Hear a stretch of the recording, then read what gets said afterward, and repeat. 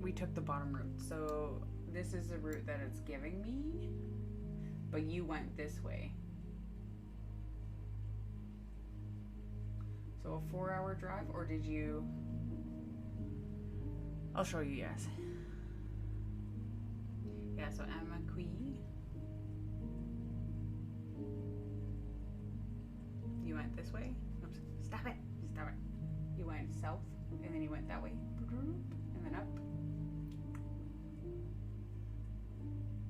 You would think, oh, 4-hour drive? No problem. It is a problem. It is a problem. That ain't no simple drive.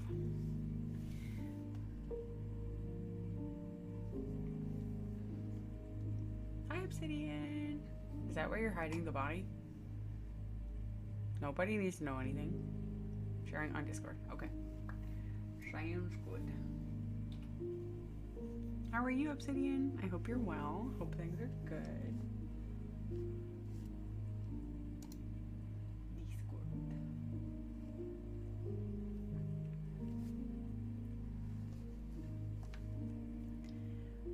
Doing the Izzy gouache again. Oh my gosh. Oh my gosh. At least trying to. I thought this piece would be like quicker. Yeah, I was wrong. Pardon me. I was so wrong. Ugh. But that's okay. As long as we're having fun. What is that song? They're coming to take me away. Haha. They're coming to take me away. Hoo hoo. Ha ha ha. To the happy farmer. Life is me. They're coming to take me away. Ho ho. They're coming to take me away. Hoo hoo. Hee hee.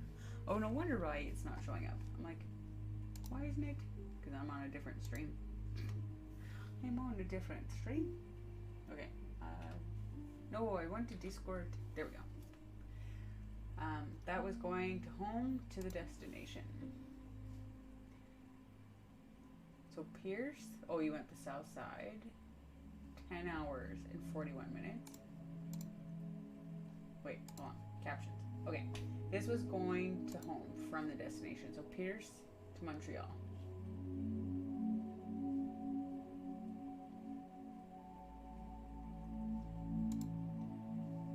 And then on the way home,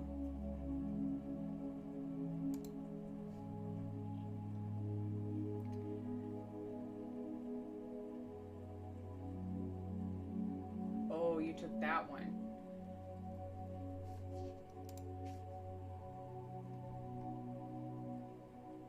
Yeah, this road.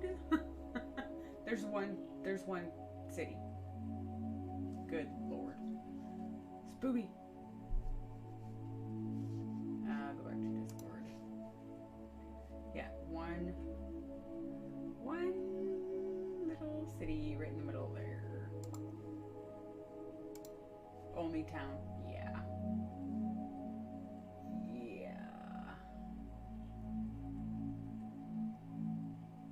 If you want to hide bodies, no one will find it. Yeah, because there's no town here. Or there's only one little town. Woo, scary.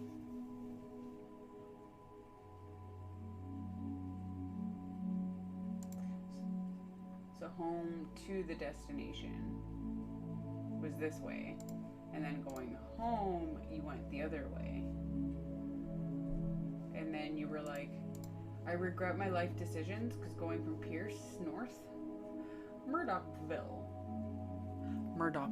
Yeah. Nope. Spoopy. Spoopy.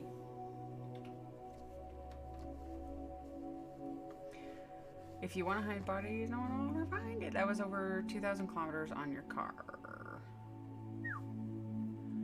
Yep.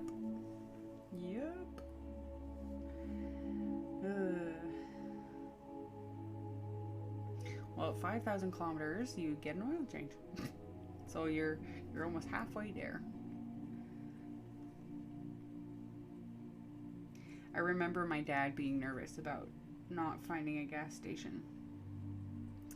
He was like, we gotta find a gas station. We gotta get a gas station. But we were doing the outside loop. was still nervous.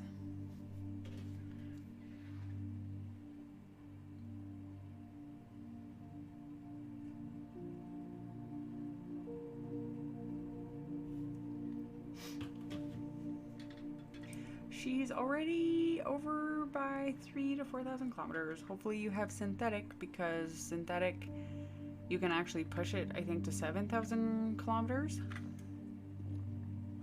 But they usually just standardize it at 5,000 kilometers so that people, if they go over, then it's not too bad. But don't take my word for it. I ain't no mechanic. I am not car savvy. I just make sure my car gets looked at when it needs to. And that's why it's still running 20 years later. No, but actually it's 20 years old. And I'm saving up for a new, to me, vehicle, so not a brand new one. Because this car, when we had bought it, when my dad bought it when I was a wee little teenager, it was brand new off the lot. And then when I graduated and got a full-time job, he gave it to me for a graduation gift. And it's definitely, it has lasted for sure. Big time. My family, every time I like bring it to family functions and stuff, they're like, your car's still running? I'm like, yeah. They're like, how? Like, how old is it? And I was like, well, it's 19 years old now, or 18 or 17, or now this past year. When my uncle passed away last year, I was like, yeah, it'll be 20 years come next June. So it's 19 years old. And they're like, how? It's like, I take good care of it. If you take good care of, see, this is me. If you want an insight to me, if you take care of your things and you're gentle with it and you help, like, you don't destroy things, they last a really long time. And you get maintenance done on them regularly, like oil changes, and then they do little inspections on it to make sure everything's good. And then when they recommend you do work on your vehicle, if you get the work done, guess what? Happy vehicle. Then it won't break down on you. At least that's the hope.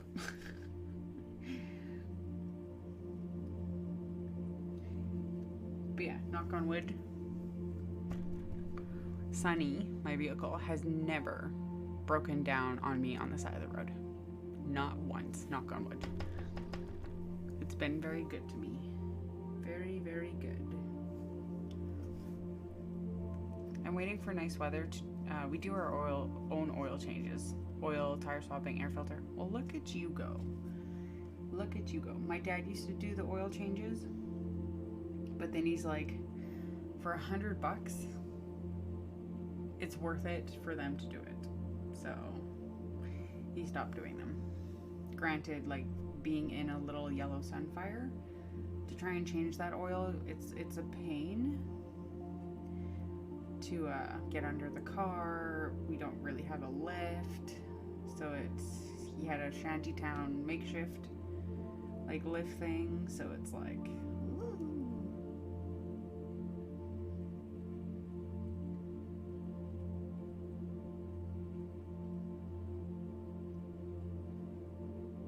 But yeah, my mechanics are phenomenal. They're phenomenal. I know some people are like, mechanics can be so greasy, and I'm like, not these guys. These guys are genuine, and they won't bullshit you. They won't overcharge you. Like, they'll do their work. So it's like, okay, you need an oil change and you need a new alternator belt. It's gonna cost you like $98 for the oil change, and then the belt replacement will cost like, I don't know. How much did my last thing cost? I think he said, like, don't quote me on this, I'm pulling numbers out of my asshole. It's like $75 for the belt, and then labor on top of that, which is like, I think $60 an hour. So in total it came out to like 230. No. Yes, math. Anyways, the total was like 230. So, but the thing too is like, if they would fix those things, and then they would check the vehicle out, kind of look through things and stuff, and then they would note, okay, you have this going on, your light bulb is burnt, your coolant liquid is getting dirty, it will need to be flushed and replaced, so on and so forth. So they'll call you, and or when you come in, they'll tell you these items. But if there's something imperative that needs to be fixed for whatever reason, they'll give you a call. They'll be like, hey, okay, so we found this issue, would you like it to be fixed today? It'll cost about $200 or $300 or $500. You can get away with waiting until your next oil change, or we can do it today. They'll call you, and then they do overshoot their quotes a little bit, just a little bit, because like, you don't want to be told, oh yeah, this will cost you $100, and then all of a sudden you turn around and they're like, yeah, it's $250, and you're like, what the? So, but before they ever do any work, they contact you to let you know, like while they have your car and stuff. So they're fantastic, and I've recommended them to people at work. So I have Aaron, Nadia, Fiona going to them, and then I've been trying to convince my sister. And the last time I went, I was like, I guess I need to stop recommending people to you because you keep getting too busy for me to get in. They're like, we appreciate it, but we like the business, but they're very busy. So I always call like 2 weeks in advance to be like, okay, Friday, I have Fridays off, let's book something in. So and then if it needs like more work than that, I'll try and book it on like my Thursday when I go in, if it needs more work done. Sorry, I'm back. I'm just so, no, that's okay, Steph. That's okay. That's a-okay. You don't have to apologize for taking care of yourself. Hoping my pain goes away soon. Do you have any Advil? So Advil, again, you do your due diligence and you figure out what works for you. I'm no doctor. I'm no pharmacist. I'm no medically certified person. So my opinion is formed based on my personal experiences. But Advil is a muscle relaxant.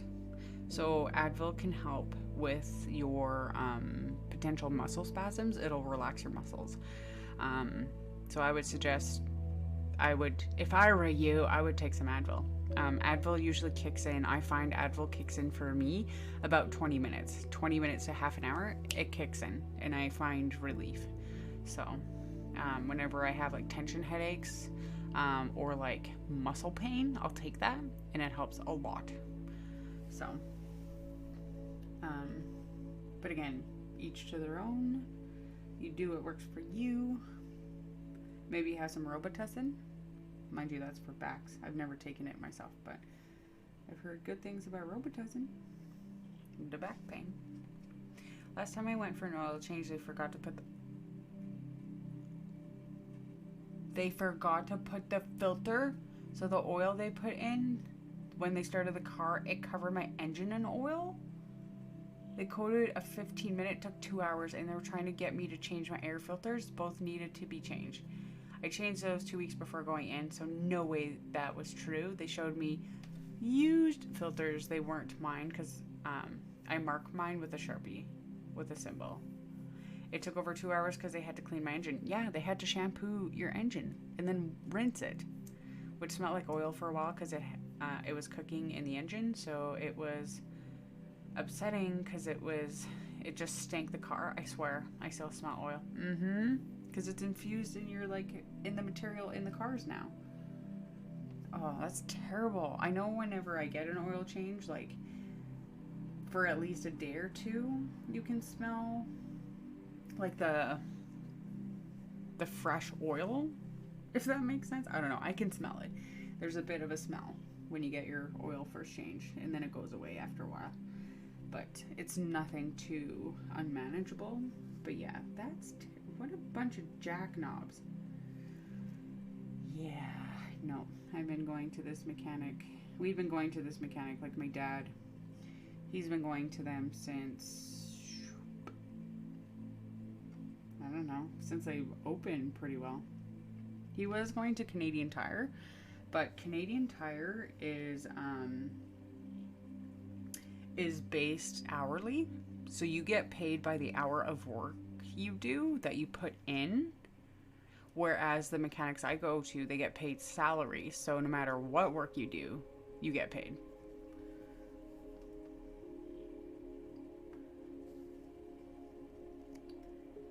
Yeah, so with the Canadian Tire, they want to keep your car because they want to get paid by the hour. At least that's what my mechanic said. And I have taken my car to Canadian Tire, and I've just heard horror stories about Canadian Tire from other coworkers.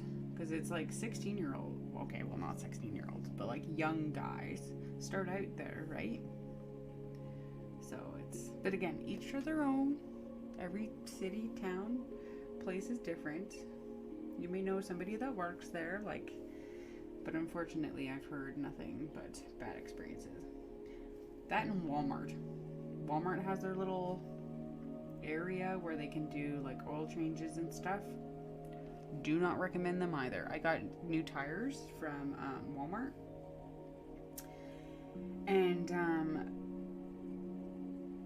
I had driven away, and I was driving, like, when you pick up speed, you can hear things a little bit better, and there was, and I was like, what the fuck? And you could hear like a thumping. It was like, I was like, what is that?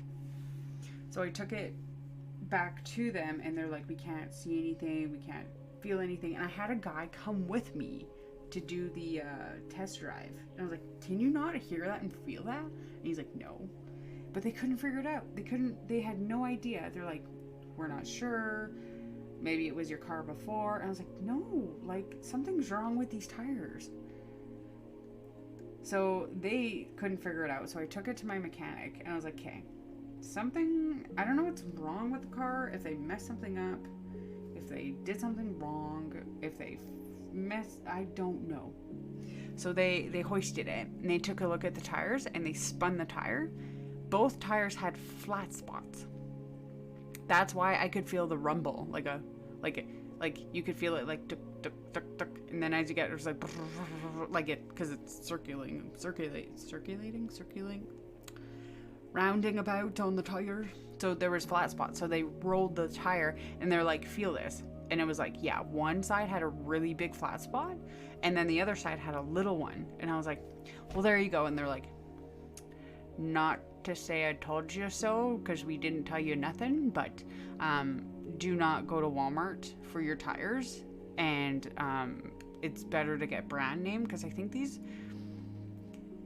they weren't an off-brand name, but I think they were brand name, and I thought they were fine and they were good, but no, apparently not. So now I go through my mechanic. I'm like, anything you want to do with the car, by all means.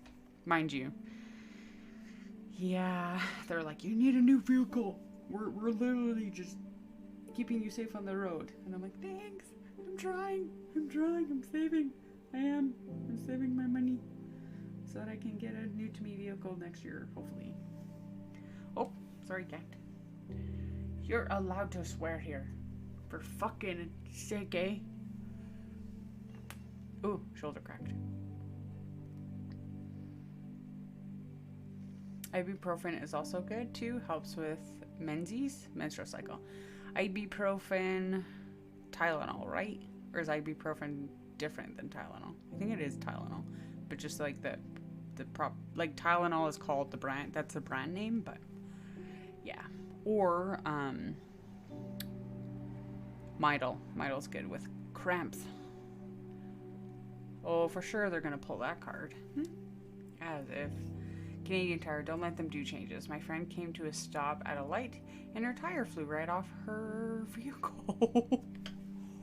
What? Oh, flew right by her. And her tire flew right by her? Her tires were holding on by a thread. They were barely tight. Yep. So my trust in them went to the negative. I'd rather do it myself, save the labor and fuck ups. Because my car is I'm still paying. that could have damaged the engine. Yep. They had to pay the damage to her vehicle plus the vehicle that the tire hit because she was on the highway. Yikes.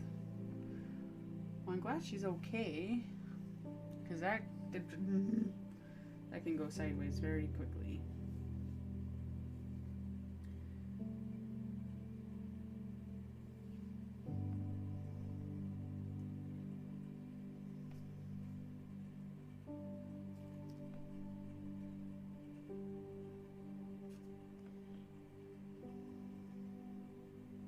Yeah, I saw a car on the way home had a massive flat tire. And my coworker also had a flat tire. Or I should say my employee. He went to his car to go grab his wallet. And he's like, so my tire's flat. I have a little air compressor thingy in my car for like boosting my battery. Or it's an emergent little station dooter. For boosting the battery and or like putting air in your tires. Can I let that run for a bit? And I'm like, sure. So yeah, he had a flat tire. And then on the way home on the highway, somebody had a flat tire. I was like, man, all the flat tires.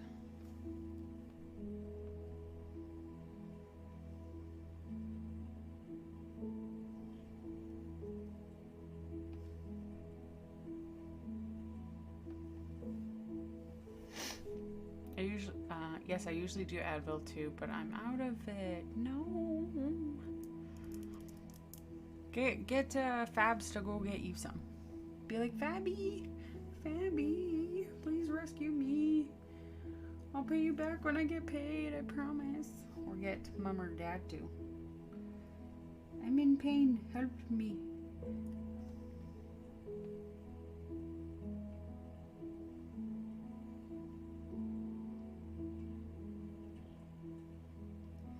Gosh, this is so dark.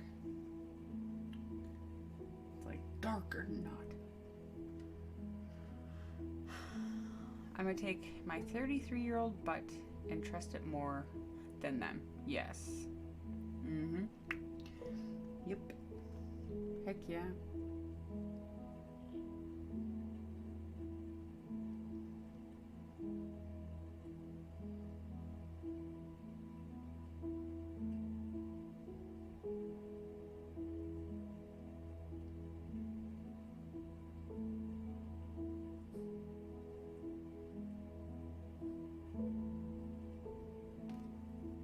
It's almost 1 a.m. here.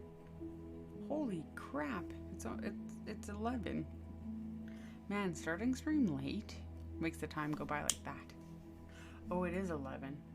I mean, see, I'm so used to starting stream at 5. What's today? 8? That usually I end stream around 11 or 12, so... But, there, for some...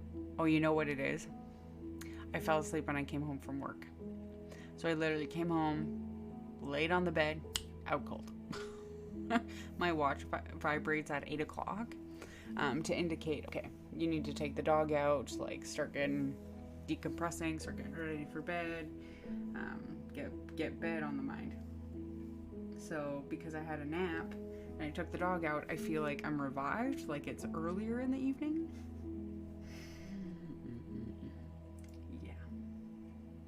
But there's the gas stations, maybe? But yeah, I feel like it's way earlier than it is. But you're right, it's almost 1 a.m. there. Taco, I'm sorry. Oh my god, I didn't realize that. Gotta go. Good night, Kat. I'm glad you were enjoying the stream that you lost track of time. Nothing better than that when you're having fun. So yes, scoot your booty off to bed. It was nice chatting with you. I'm glad you got a great trip in, and sorry your work week was busy, but yes. Have a good evening. Thanks for stopping by. Cute. Time flies when you're having fun. It seriously does.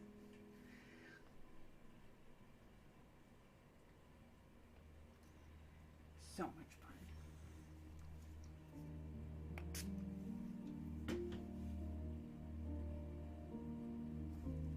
But yeah, my brain thinks it's like so much earlier than it is. Because I think my brain even thought it might have been like 6 o'clock. Or like 7 o'clock. Maybe even 8 o'clock. I don't know. Like, this headache has definitely kicked my ass today. Definitely off kilter.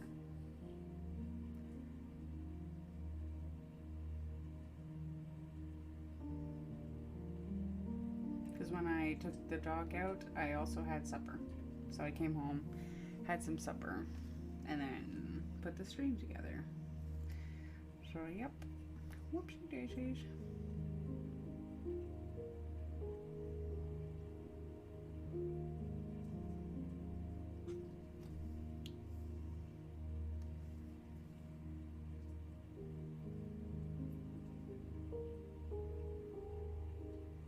I'm in bed with all my pillows trying to be comfy. Trying to get comfy.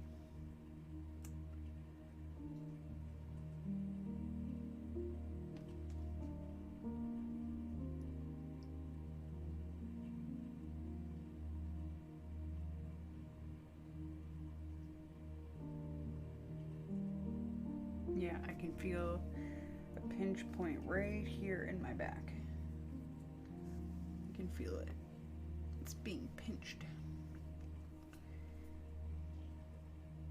But now with my new chair, I can raise it higher. You raise me up when you raise me up. Sorry. Because the top of my head is a little bit chopped off from the monitor, but I don't care. It's nice to be able to be a little higher and over my art instead of being like, hi guys, let us up here and my arms being up. So it's nice to be able to have a, and this chair can go up so much more. Like literally, I was sitting up, like up here yesterday when I was painting. I was like, this is nice to be over top of my artwork. So I'm not like, eh. But if I have it raised anymore, I have to adjust my cameras, get everything higher and tilted. I did adjust them a little bit already, but the zoom function's not that great, so I don't want to pull it out, and I can't lift it up anymore. Like this is pretty much as high as it goes. That's horrible. Have you taken anything for it? I have. I took some Advil. I took Advil during dinner. I'm probably gonna book an appointment with either doctors because I've noticed I've been getting more and more pains than usual. That would be a good idea. I'm thinking about booking a physio appointment to get them to kind of maybe dig in with my muscles and tendons to try and get my back to release. Because obviously, like when something is out, your body has tightened, and so it's overcompensating and it's pulling on things. So I'm gonna get them to they basically just do not pressure points, but they'll go in and they'll find a knot and then they'll just press and press and press, and you're like, that's so painful. And then they release it, and then because they had pushed on it, they had made it pull in tight, that when they release it, it loosens. So then it hopefully would help them. But so I think I might make a physio appointment for next week, because this has been like this for probably at least 2 weeks, at least. And of course I'm like, it'll go away, it'll rectify itself, it'll fix itself over time. Nope. So I should go get some physio, and it's free because my benefits pay for it, so I just have to make an appointment. My work bennies pay for it, so I have no excuse. No excuse.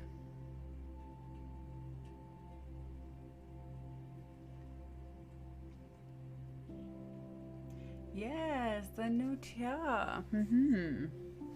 My new baby. I love it. It is amazing. I feel like it doesn't, I can do this. look at me go. And I can roll it around and it doesn't make any noise. I don't scare the out of my dog. Because every time I'd be like, "Meh," my dog would be like, are you gonna run me over, Mom? And I'm like, no, I'm just shifting. But now she sleeps soundly. But I have to do the 360 of being like, okay, where are you, dog? Before I move. Because I've rolled on her when she was a puppy. Yeah, that was not fun. Poor little baby girl. Let me know how it goes. So far, so good. Worth the money. Definitely worth the money. Like it's great. Like the biggest function I like is the fact that the back of it, I'm sitting literally like probably 90 degrees. Like it sits so far up, and like if my body's here, I can tilt it further this way, so even I'm tilted. And then it can go back too. But it's like, it's so nice. And then you have your like adjustable where you can go up and down. You have the lock setting. The armrests, you can, so let me not put a paintbrush in my mouth. So the armrests, they can sit like this, or you can tilt them in. You can tilt them out. And they slide in and out, the hand pieces themselves. So they can go out or they can come in. And then of course they can go up or they can go down. So there's multi-functionality to the armrest. The only thing is I do need to flip the chair over because the brackets on the base of the chair, the arms, I pulled the elbow rests in as far as they go, but it's not far enough. I feel like I'm like elbows out into the middle of nowhere.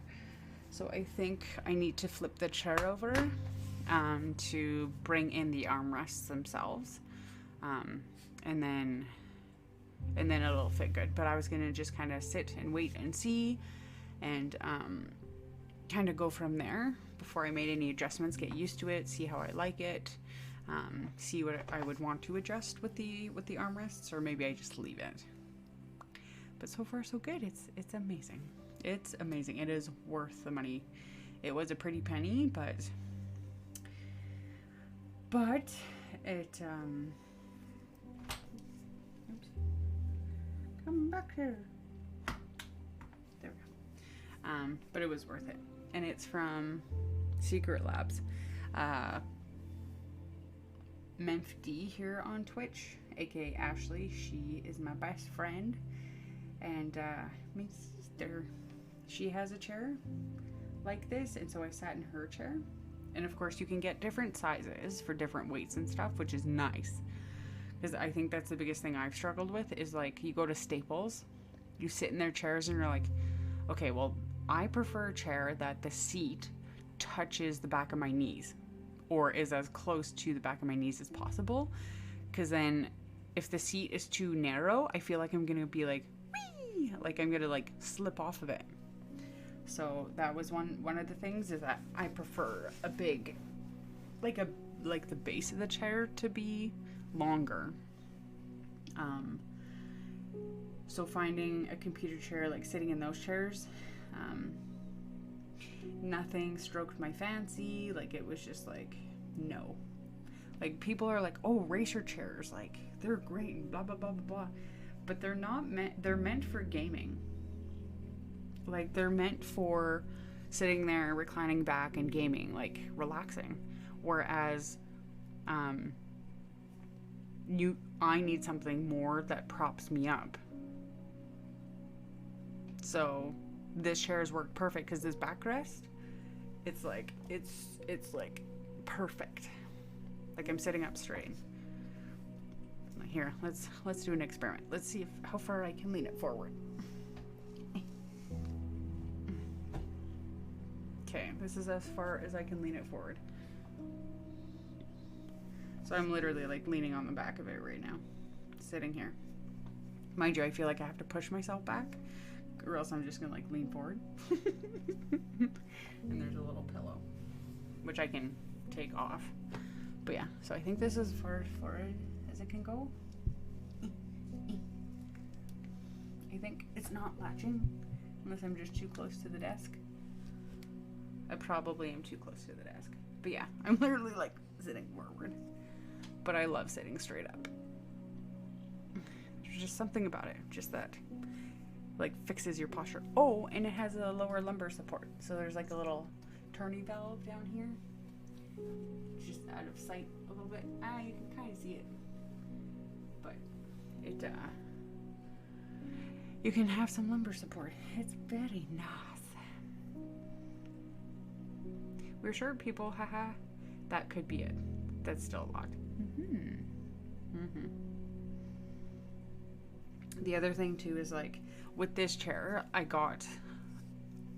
They have different sizes, so they have like extra small, small, medium, large, and extra large, or is it like they have different sizes? So they have like a scale on their website, so that you can see the dimensions.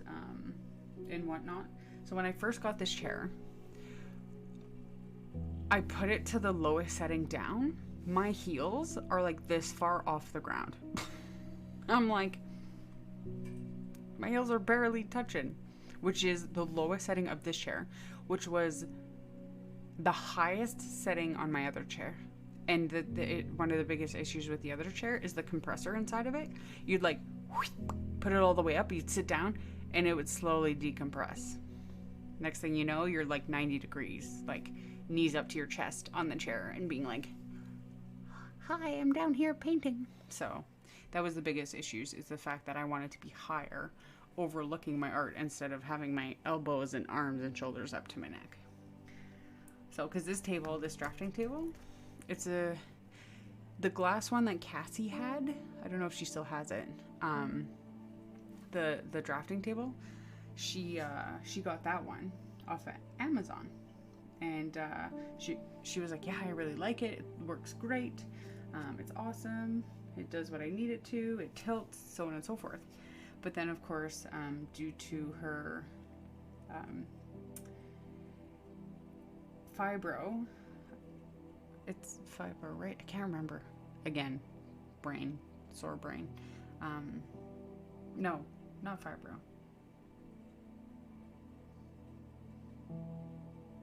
I can't remember my brain.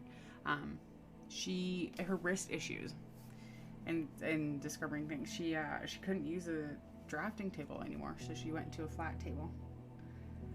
So I ended up getting this one from Delta Art, which was the same one from online. And it's a very tall drafting desk. Like it's at least 4 inches taller than a normal, like, standard fold-out table. Like, it's pretty tall.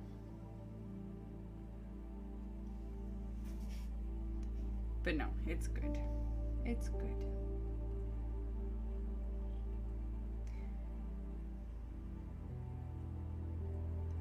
I'm very happy with the choices I have made. It's always leery when you buy things online, because you're like, what if I don't like it? What if it's not to my expectation? What if?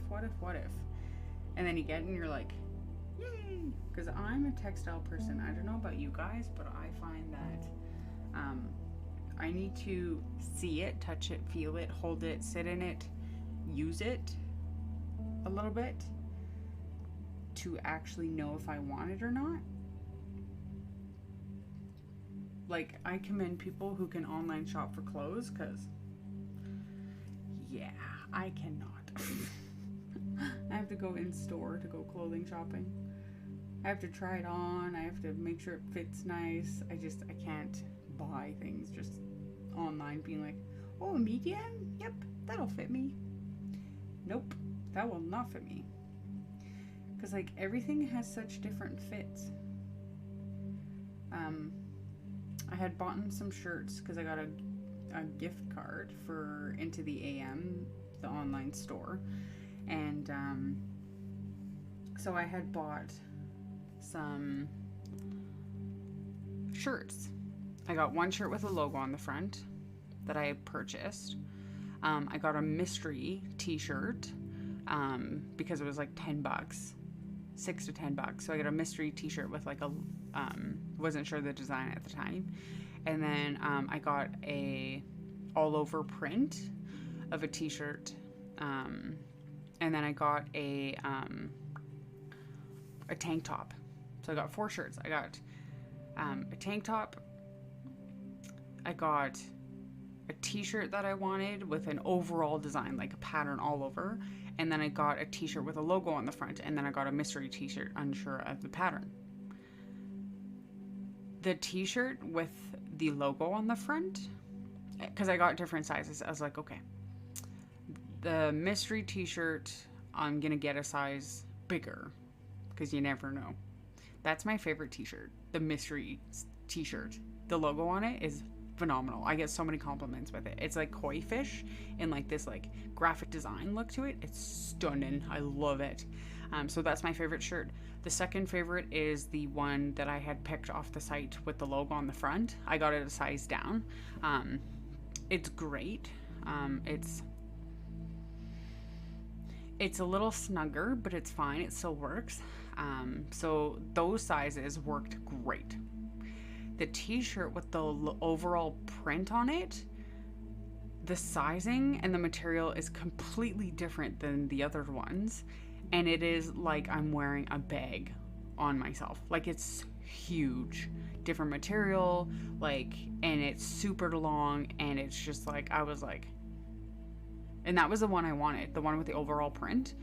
So now I know, A, get a size smaller, B, the material is like silky, like it's like a weird silky, like it hangs on you kind of funny. It's not like cotton, it's like polyester, and it's like, no thanks. And then the tank top, I ordered it in the size that I normally order things. It is so freaking tight that I'm like, I'm never wearing this out in public. So I'm like, guess that's a around the house shirt. So yeah, so it goes to show that you think, okay, this size and this size will fit me. Guess what? This tank top, way too small, way too tight, even though it's the size I wear. This t-shirt, it fit pretty well, pretty good. This one, way too big for the size that I picked normally, way too big. And then the other one was like just a little bit too tight. So it's like, you can't win. Because I was like, well, if I'm ordering from this store, shipping costs an arm and a leg. Let's make it worthwhile. And then if I want stuff in the future, I know exactly what style and what sizing I need to get so that I don't have to do any returns. Because then you have to pay for shipping to go back, which is another headache. So I didn't return anything, so it's just sitting in the closet. But the 2 shirts that I love. And then the one that is like the overall print, that's way too big. I use it as my gym shirt. So it hides all my lumps and my bumps, and it sits nicely so that I can like bend over and twist and maneuver and not worry about my ass crack showing. Because that's an issue. So yeah. And it's away from your body, so it's airy. Yeah. Yes, fibromyalgia. Yes, me too. Yep. But I also hate clothing shopping in person, so that's another issue. But oh well.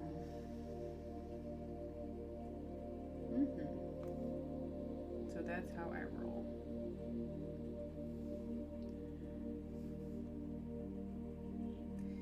But yeah, now I know for future. So if there's like a certain style that I like, mind you, I do need some more t-shirts, because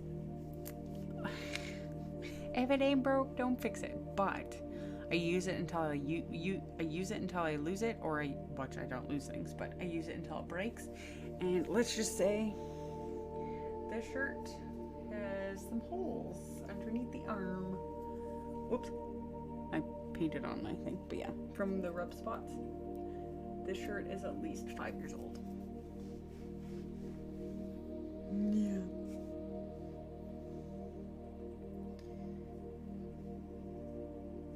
God, it's Stranger Things, man.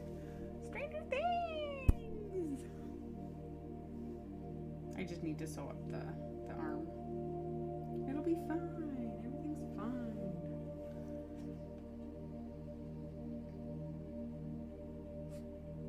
Bless you. The dog sneezed.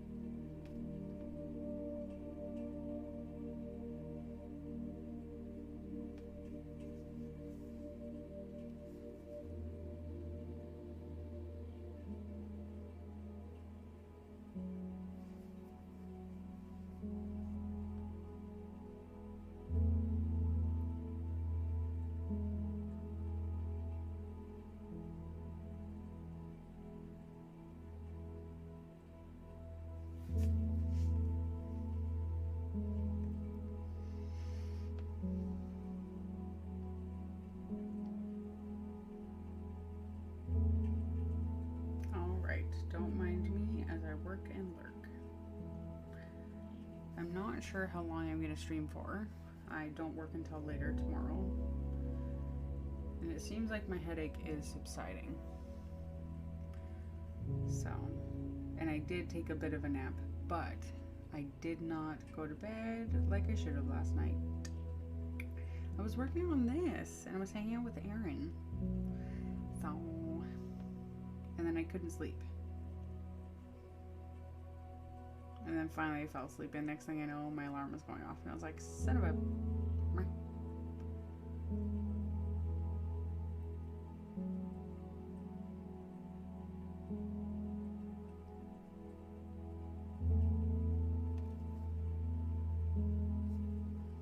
But tomorrow is my Friday. Yay!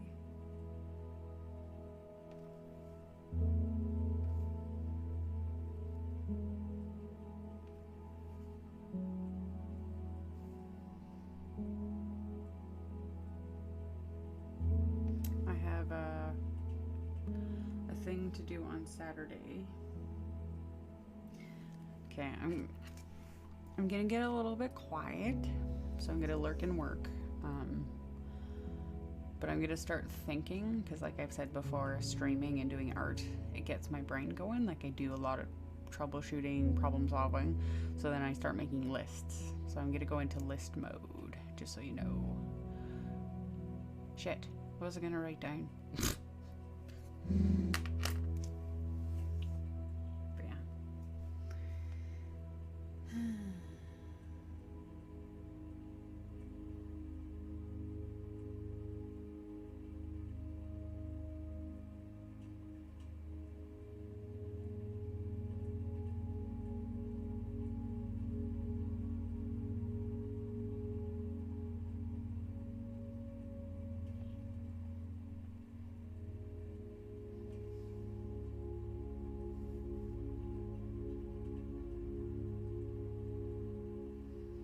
Thursday I have off.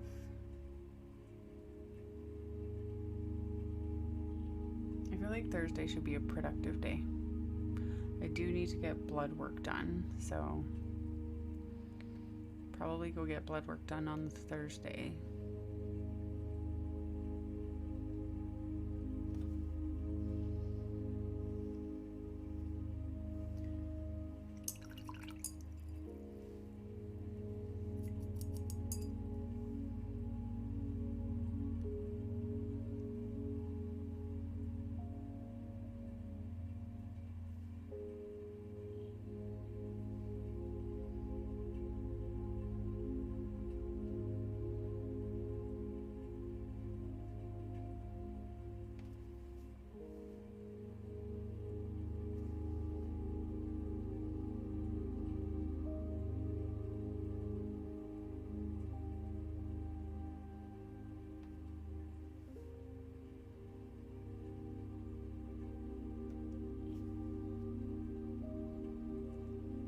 also been suffering from vertigo.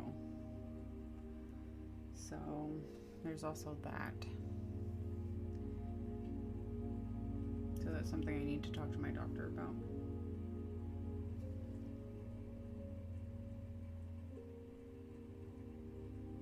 Every time I like lay on my right side or turn from my right side to my back, I get vertigo. Or if I sit up too quickly, vertigo. From bed, I mean. Everything else is fine, but seems that laying down. And I did have this issue like when I got sick back in March, I was having this issue, but it hasn't resolved itself. She did check my ears and she confirmed that I did not have a ear infection, because that's usually the cause of it, is like ear infection.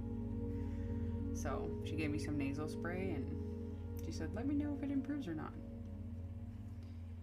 Nope, it hasn't improved, but it's only when I lay down, so it's not, doesn't affect my driving, doesn't affect my ability to work, just my ability to roll over in bed. Yay.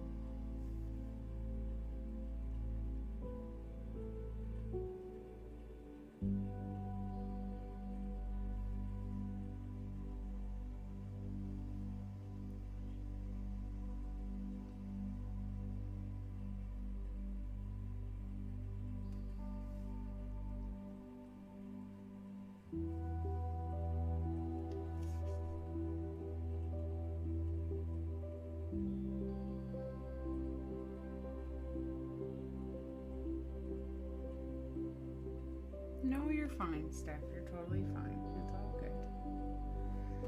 To be honest, I kind of thought you fell asleep, which would not be a bad thing. I fall asleep watching YouTube videos all the time. I find that's the best way that I can fall asleep, is listening to something, because it turns my brain off, right? It turns off your thinking, your brain thinking, which can keep you awake. So I find that if I listen to something, you're too busy listening, and then you close your eyes and next thing you know, out cold. So I find that helpful for me. And it's a compliment if I can put you to sleep. Good, good. That means you're going to quit being in pain. So yes.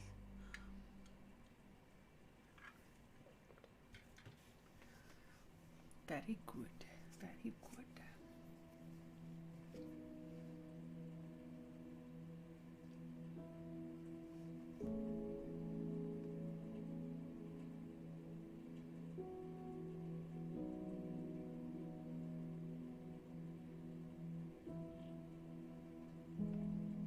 That and I'm working and lurking in my own stream, so it's all good.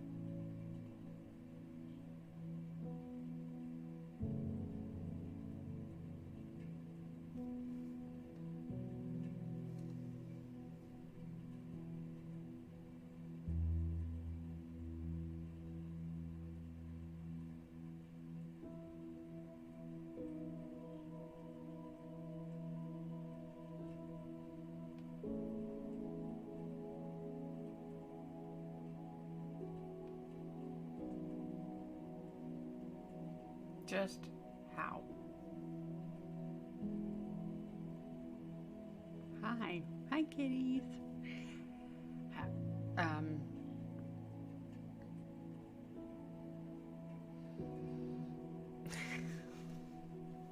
Good evening. What? How may I be of service to you? What can I attempt to answer? Hello, how are you? Happy Tuesday. I hope you're doing well.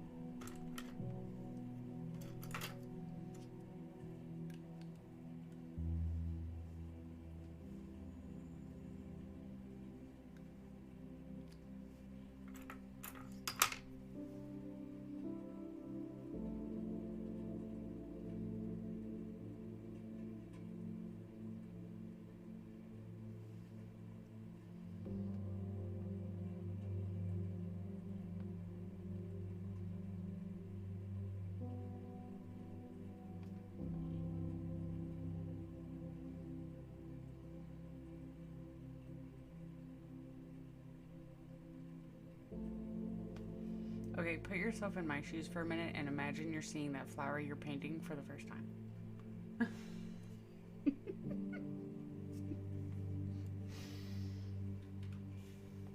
You mean this flower?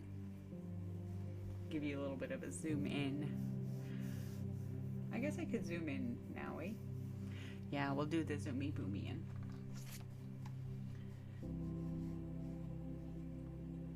It literally jumps out of the paper. Thank you. Thank you. I've been struggling. Like, I thought this piece would be like a quick, easy, not easy, but like not hard. Because you see on Instagram and most likely TikTok, I don't have a tiki-talkie, but like you see people create gouache pieces, right? Where they're like 1 stroke, 2 stroke, 3 stroke, 4 stroke, and then strokes of like flower petals and bloop, bloop, bloop, bloop, bloop, bloop, bloop, and then they're done. And it's like, I could do that. That's easy. As you can see here, the opacity of the yellow, it's quite translucent. Thanks, gouache. So I actually had to put multiple layers. So this orange yellow is 1 layer, and then this yellow here is 2, if not 3 layers worth. because it kept pulling up the green background. So that was kind of an issue. And then now I'm going in with the details. I thought I'd be able to kind of get some type of detail in with the brush strokes. As you can tell, sure, there's some detail here, but it's very opaque, and that wasn't what I was looking for. So, and then I tried to do the layering aspect of it. You can kind of see it maybe here a little bit. No, not quite. Maybe a little bit in here you can see it. Like, the paper's so textured because of the layers I put down, because I wanted it to quit picking up the green underneath. So now I'm just going into the details. So this guy's done. This guy is now done. I'm gonna move on to a different flower. But I thought it'd be quick and easy. Nope. Nope, nope, nope. So, but thank you. Wow, I thought gouache would be thicker than that. See, I think I did over here that some yellows are not as opaque as other brands. I was watching some comparisons, and yeah, some colors are not as opaque as people would like them. But I will showcase the piece that I finished off stream. Okay, I think I dipped this into the paint. No, I didn't. So I finished this guy off stream. This one was fun. This one was quick and easy. This one is, the new one is definitely taking longer, but that's okay. I'm enjoying the process. Oh, it's layering. Yeah. Yeah, it's, I had to layer the yellow. Like the rest of the colors, like these blues and these purples. Oh yeah, you put it down and you're golden. Even with water, you're golden. But like the yellow is not very opaque. But that's okay. I guess I learned. I guess I should have went into Photoshop and maybe picked a different color than yellow. Change the hue of it. But yeah. Give you more of a zoom in. That looks like a shrunk down version of a huge painting. Thanks.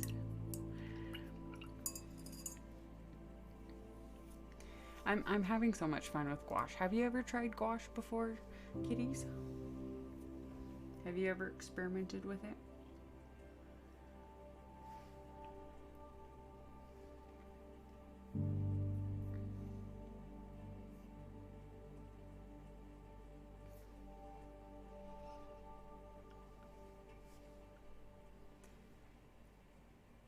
Maybe I'll work on this bud. Hey, bud. Yeah, I think so.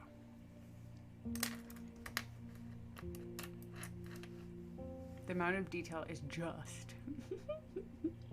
Yeah, it's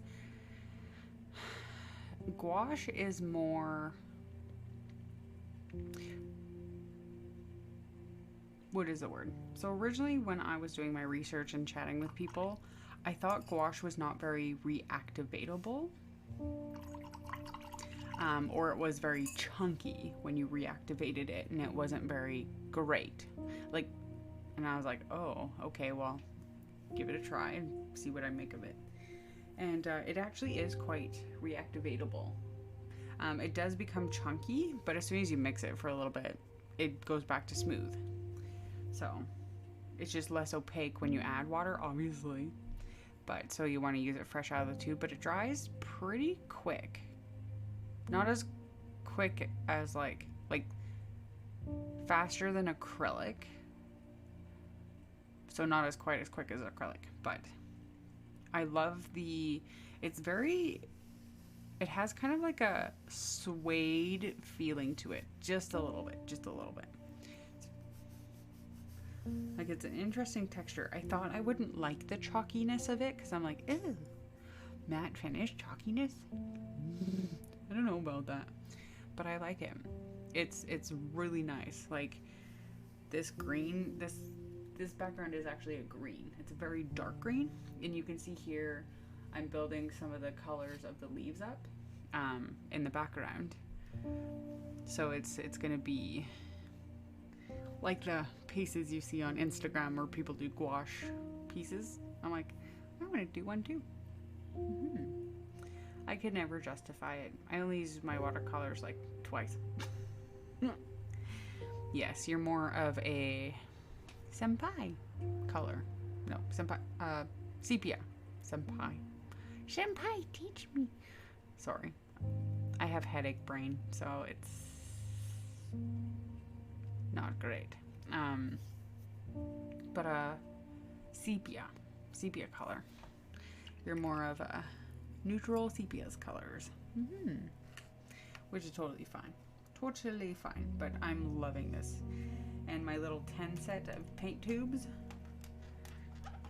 Like, the white is the majority of the color that I've used out of the palette, or sorry, out of the tubes. Granted, white and black are going to be your most used colors. So this I have 24 pieces of paper in this pad, and I'm going to do gouache on every single one, just one-sided though, because I want the flip book, like you see on Instagram and TikTok, where they like open their books and they like flip through their pretty paintings. I want that. But of course, if somebody is like, excuse me, ma'am, that painting, I want it. Give it. It is mine. I'll take it out of the book and sell it. But I want to fill this book with all the gouache paintings in the meantime.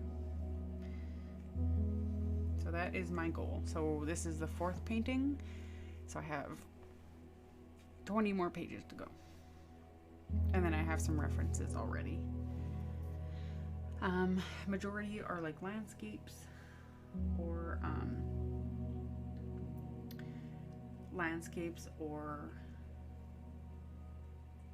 flowers, so foliage. I'm debating if I want to do an animal or two, because I have no idea what animal I would do. No idea. Or if I just should keep this book as a landscape book. I don't know.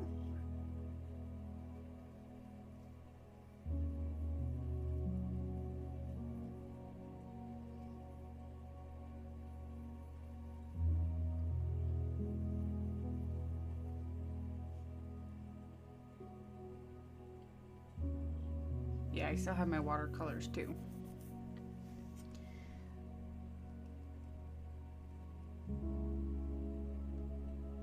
I think my dog farted. It's smelly all of a sudden. It's smelly.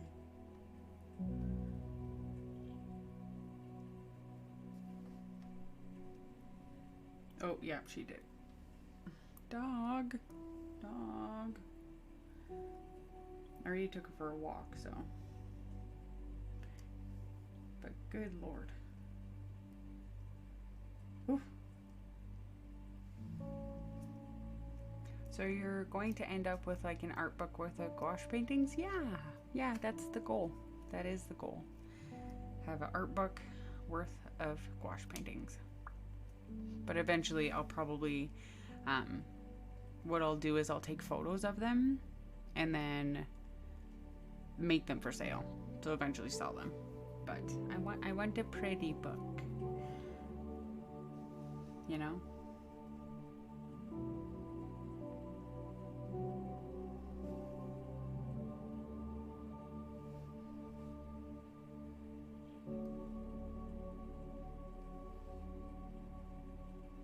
Because all my other books, like,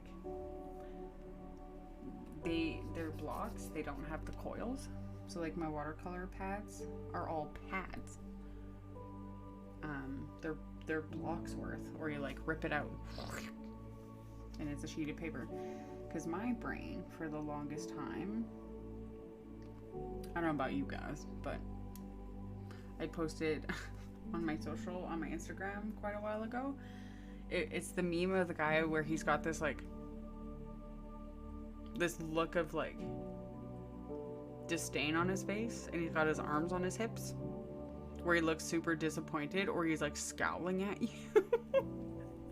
It's a meme, and people put like captions all the time. And one of my captions was, "This is my sketchbooks in my drawers, look, I'll just pull it up. Better to say it exactly as it is instead of trying to mumble my way through of a very sore brain. So this one, get out of here. I don't. Now you can pin post your profile. So it's this one. My sketchbooks I haven't touched yet. Watching me buy a new sketchbook. So that one. So it's one of those where I find that when it comes to books, I get the whole premise of being like, oh, it's brand new, it's pristine, I can't touch it, I can't wreck it, it's gonna be a beautiful art book. Like, you get into that notion of like, nope, can't wreck it, can't start it, can't use it. It's daunting. It's very daunting and intimidating. And so you go out and buy another one. But I find with the pads, I'm not as concerned because you rip the page out. You have your block. And then you have to rip it off to get to the next page. So it's less daunting. But I've been trying to train my brain to tell myself,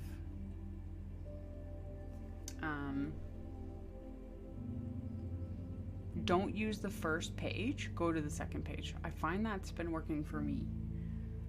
Because I've bought some new books for plein air. So I have some new watercolor, and they're just small ones. They're like, one's a 4x6, one's a 5x7. I think the biggest one I have is a 7x10. So I have 2 new sketchbooks with the coils, and then I have a few watercolor pads with the coils too. So when I go do plein air with the Edmonton Art Group, I can just give her. But yeah, I'm slowly getting over the hump of being like, don't worry about it, just use it. If you're stressed about it, just go to the second page. Leave the first page. I don't know. It works for my brain, is to skip that first page.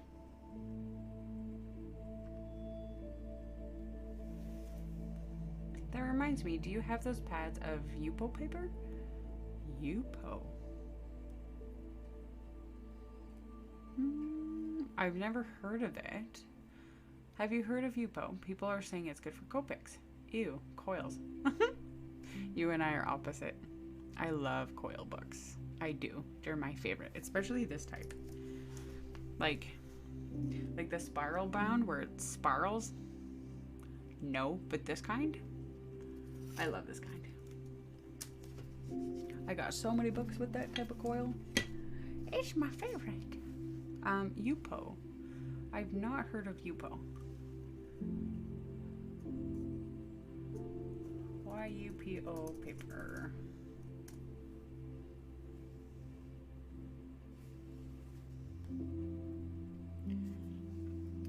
Yupo synthetic papers. Waterproof paper. I'm actually going to the website. Now, get out of here.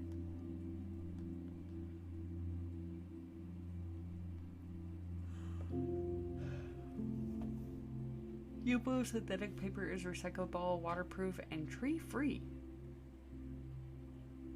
Tree-free? So they don't use trees? With attributes and properties that make it perfect solution for a variety of marketing, design, packaging, and labeling needs. Order Yupo samples.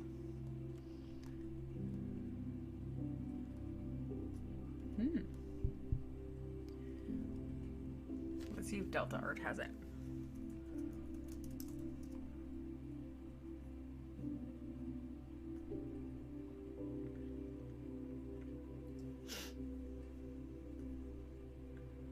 YUPO.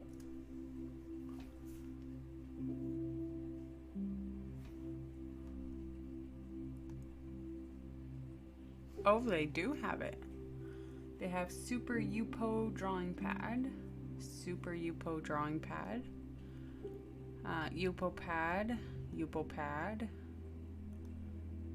They have round. Yupo pad 10 sheets round. Interesting.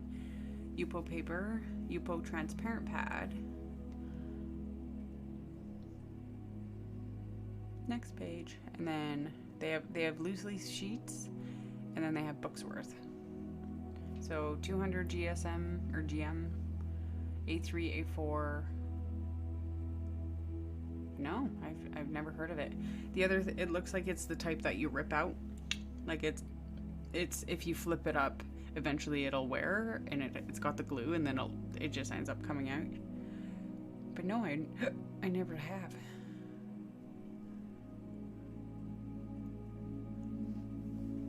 But yeah, some people fill entire Moleskine sketchbooks with those beautiful double spreads. Yeah, I've seen those. That's where I got inspired. That must be a lot of pressure, right? Yeah, get them pieces done. Do the art. Lots of pressure. Okay, still have paint on this. Where should I put it? Oh, it's dried up. Right. Okay, now to go in for the deets. Get them deets. Have you been doing any art? Have you been making anything?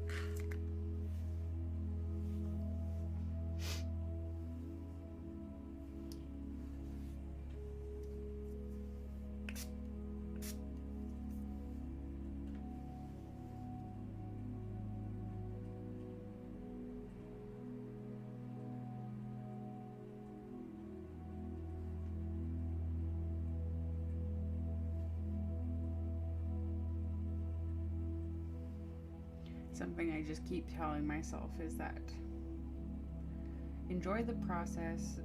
Don't worry about if you mess it up, because this yesterday hit a awkward teenager point where I was like, I freaking hate this piece.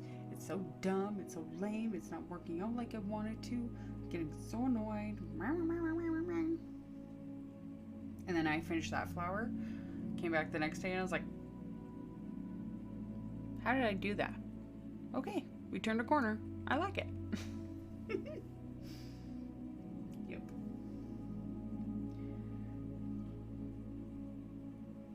Trust the process. Because I was like, oh, maybe this will be a piece that I don't like. Because you get those every once in a while where you're like, this piece is terrible. I don't like it. I don't care if it never sees the light of day. The other thing too is Jason Art here on Twitch. He is a traditional and digital artist. He has some gouache books. So he also inspired me to do this as well. Because he does studies every once in a while. Well, at least weekly. Where he'll do online stuff. Well, sorry brain. Come on now, think. Work, go. He has like, I think a smaller book. I think it's like a 5x7 where he does little painting studies with gouache. And then, so he makes a piece to stream. It takes him about 3 hours, I think. 3 to 4 hours. He's a quick artist. His stuff is great. Love his painterly style. And he was inspirational. So he flipped through his books and I'm like, I want to do that too. I wanted a smaller book, but I ended up getting a 7x10. But that's okay.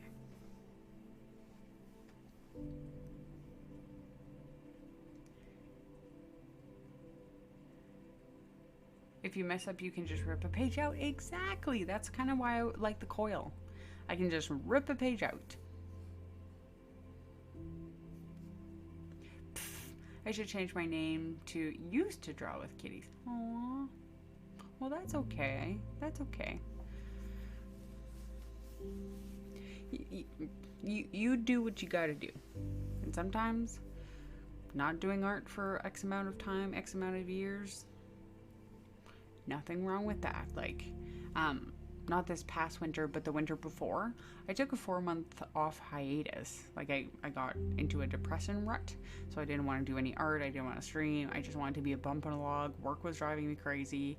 It was just like, so I didn't stream or do art for like 4 months at least.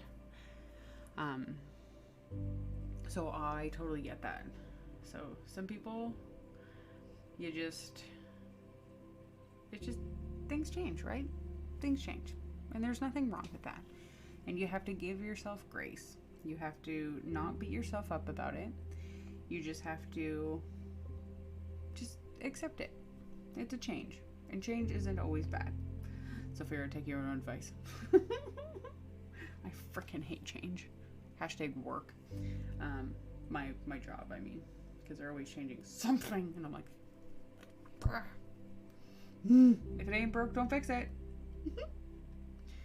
So, but no, that's okay. But there's one sound that no one knows. What does the fox say?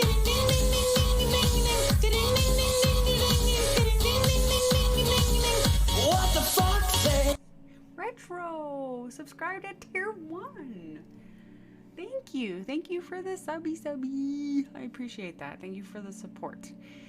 All the support, donos, bits, subs, Ko-fi, purchases of artwork from my Etsy store and or Ko-fi, it all goes back into the art in the stream. So I appreciate that. Every little bit of support means a lot. And I always want to say TLDR. I don't know why, but if you have Prime, you have 1 free Prime to use a month. So out of all the millions of streamers, you can use it on whomever you choose. But thank you, Retro. Thank you. How's it going? How you doing? We're just doing a chill stream. Painting and talking. Feels like 8 o'clock. But it's like midnight. That's what I get for napping after work. But then people would be like, what happened to the kitties? Yeah. Used to draw with kitties. Where'd the kitties go? No kitties. It's more so, no, it's I used to draw. It's not the kitties. The kitties are fine. So, my eyes are leaking. Don't mind me. What pieces have you made you don't like? So the chameleon, the Inktober chameleon I had made, did not like that one. That was like years ago. That was my first Inktober prompt session that I ever did. So I think that was 2017? 18? Long time ago. And then some of my Disney doodles. So the Brother Bear one, where it was the 2 bears, it was Brother Bear and then the little bear. That one, I was not happy with the outcome of that. Even in the middle of it, I was like, you motherfucker. I was like, I put it in the drawer and I was pissed. I didn't touch art for at least a week, 2 weeks. I think 2 weeks. I went into a art slump. And then I hung out with Cassie Draws and chatted with her. And she ended up on the topic of being like, sometimes when you have art that you don't like, just put it in the closet. And I guess Cassie has multiple canvases that she's literally worked on and was like, I don't like this. This is turning out terrible. It is, you know, so she literally just bloop, it goes into the closet and doesn't see the light of day again. She just puts it away and then starts a new piece. And there was actually one piece. I missed the stream and I don't know if there's clips of it. I think it was pre-DMCA, so everybody deleted all their previous clips. She had literally taken, I think, a palette knife. Don't quote me on that. Or a knife, and she stabbed her canvas. Like, she was pissed. She was like, Rawr! I can't remember, like, the exact setting of it, but yeah. And then she, like, threw it away. She was like, mother. Yeah. So I'm like, I learned from her, you know what? Just put it in the drawer, put it away, start something new. don't think about it, don't worry about it, don't look at it. But then in my brain, the way that my brain works, I have to have finished pieces. They have to be finished eventually. Even though I have a, what is it? A red panda in my drawer that I haven't touched in probably 3-4 years. But I'm like, maybe someday. And I'm like, do I even have the reference for that anymore? Probably, but yeah. No, there are pieces where I'm like, I freaking hate this piece. They're not to be that person, but they are a little bit few and far between. But as artists, as you guys know,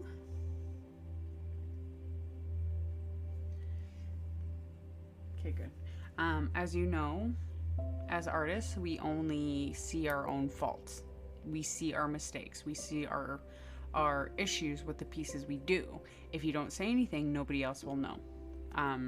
I really learned that when I was at my sister's probably like 5 years ago. Probably longer than that, actually. And I was trying to get, no, it was way longer than that.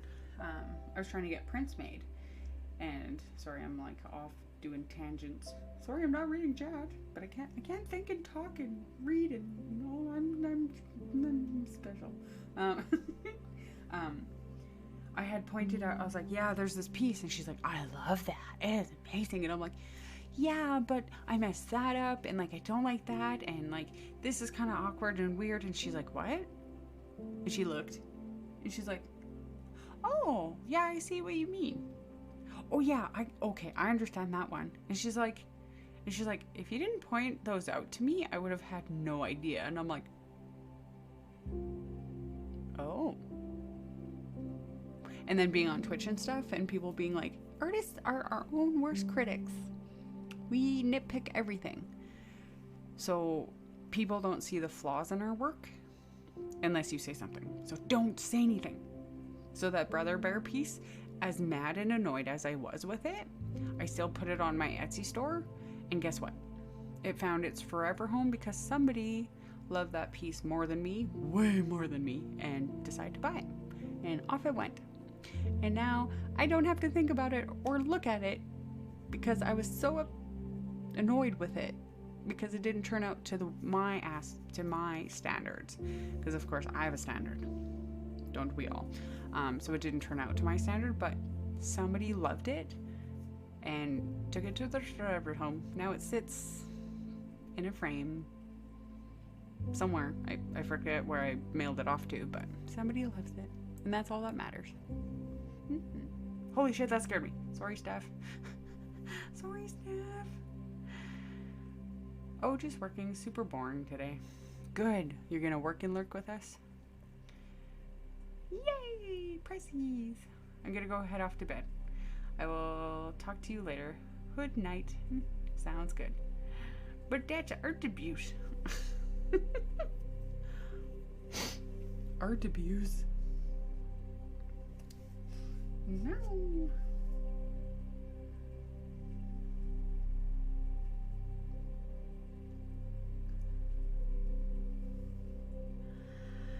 Yeah. All is well and ends well. Exactly. And I've said this story before, but the thing too is like, the first art show I ever did was the art walk. And I'm sure you've heard this a couple times, kiddies.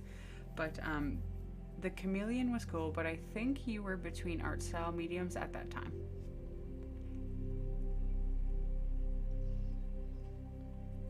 Well, I think the biggest thing with that piece is the fact that I was struggling so hard to get values into it. And because with my artwork, the more contrast you have, so the deeper, darker colors that you have, and the lighter of the lights, like going from white to black, like, so this background is really dark. It's not black, but it's dark green. I could probably make it darker and go to black, and then making the flowers as white as possible. Like I could probably go in with another pass and use opaque white and make these flowers really pop, because there are white points on them. So I could probably go in and make them pop even more, or I could go in with acrylic.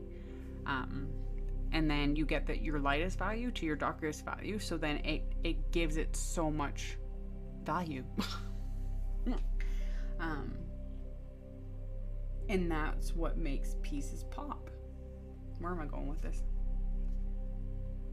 Oh, so I think the reason I was struggling so much with that chameleon is because it literally only had one value, because it was with a pen. It was with a ink pen, like one of these guys. It was literally with a pen. So I was struggling with the value. So my first art show, I had put up all my pieces, and somebody walked by and was like, "This one, I want it. Give it to me." The chameleon, which was my least favorite piece on my entire stand, was the first thing I sold. What? Yeah. Yeah, let that sink in. And of course, even today, I'm like, really? Because beauty is in the eye of the beholder. So even though you don't love it, somebody else will. If you build it, they will come, you know? And each to their own. Some people love my work for my Disney doodles. They're like, yeah, them Disney doodles, they're fun. You can make a lot of progress, you finish them quickly, you get results quicker.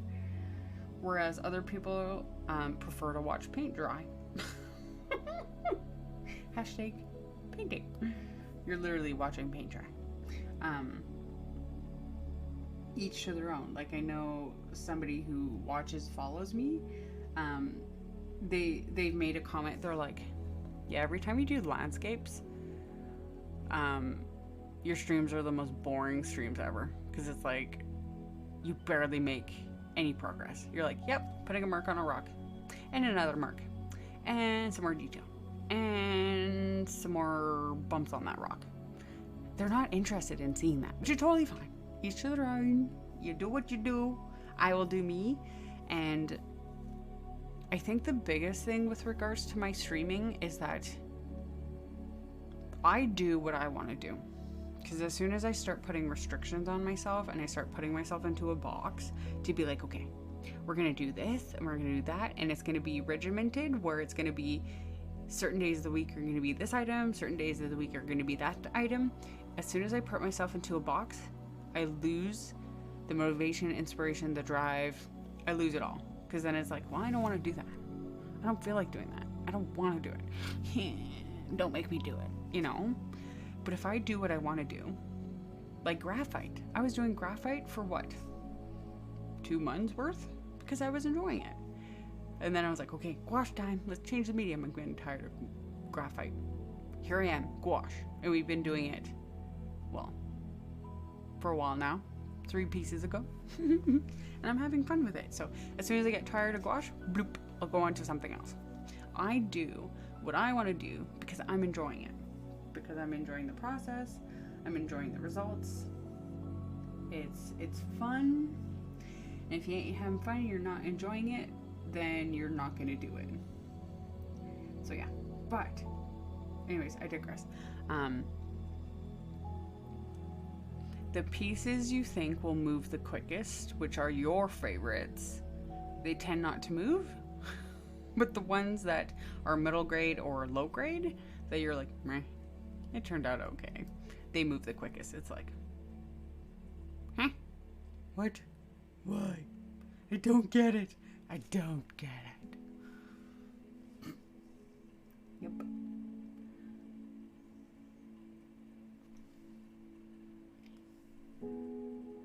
If we only knew the secrets of the universe.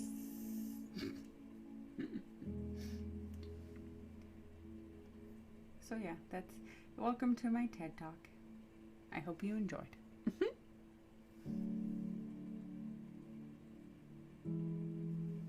But it's all good. Each to their own. What works for you doesn't work for me, and vice versa. And what you love is what you love.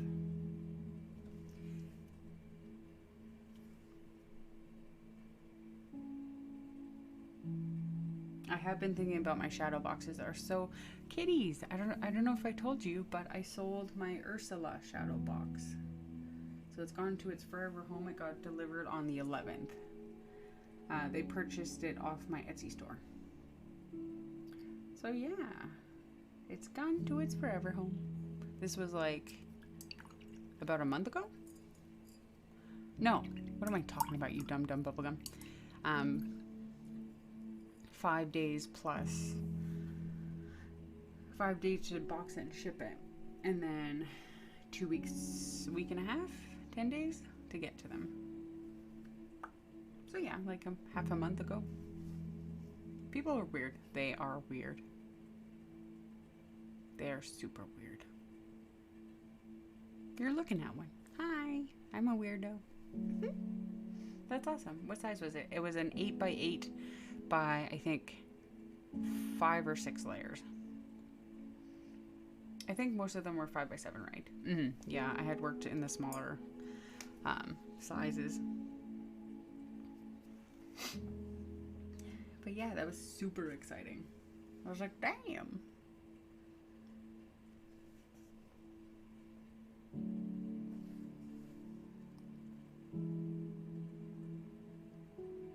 And that shadow box helped to pay for my beautiful new chair. Mm-hmm.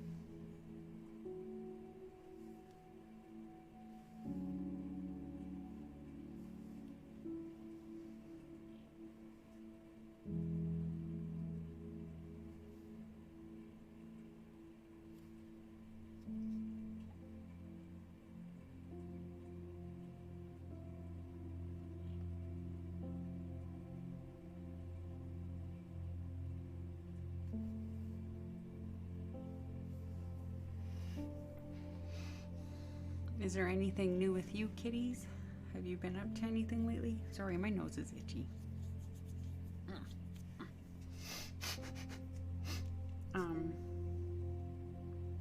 It's funny whenever somebody asks, what's new with you? It's like, okay, well, when was the last time I saw you?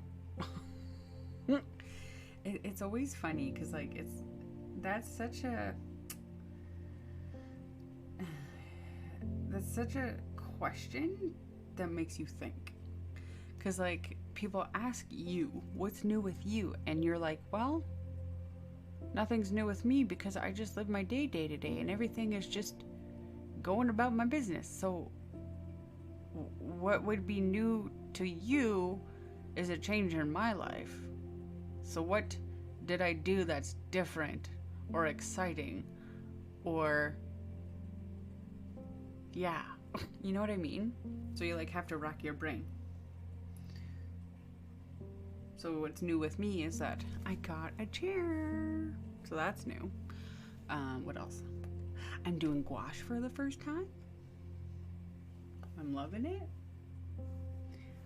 What else? You know, it's like you're racking your brain. It's like, okay, when was the last time I saw you? See you. Ooh, excuse me. So you gotta do the thinker stinker.